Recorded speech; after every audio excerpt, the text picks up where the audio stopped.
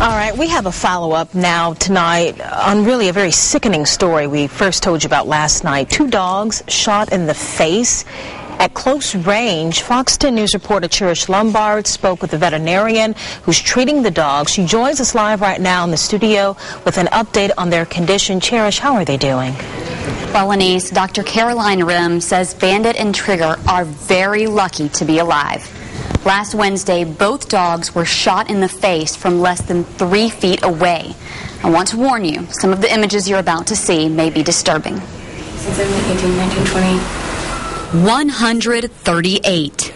That's how many pellets Dr. Caroline Rim says were in Trigger's face. This is his mandible, okay, his lower jaw, his upper jaw, and as you can see, these little dots, I mean, there's tons of them.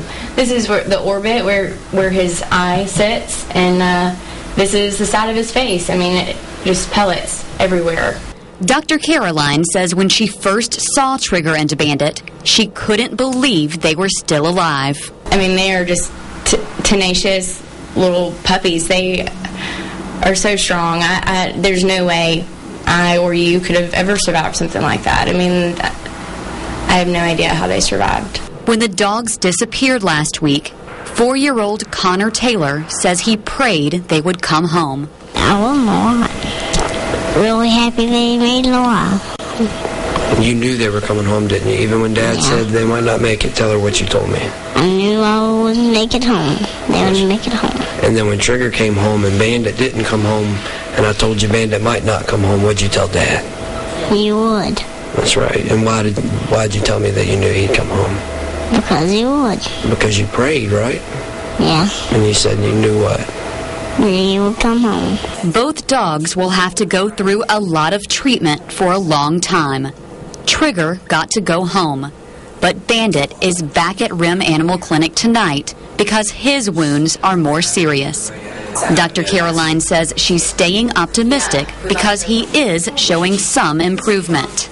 He's running around and he's alert, which tells me that he wants to live and that he can live. So I'm very optimistic for both of them. Bandit will not be going home with his 4-year-old companion tonight. But before Connor leaves his friend, he gives him one last hug and kiss goodbye, and prays that those hugs and kisses won't be the last they will share. Now, as of now, Dr. Caroline has gotten 40 pellets out of Bandit's face. She says after x-rays, she's confident she will find more.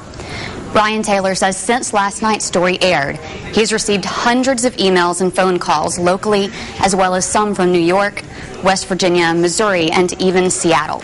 All people who were heartbroken by the story and want to offer whatever help they can. In the meantime, the Mobile Police Department is investigating. If you know anything about this vicious crime, give them a call.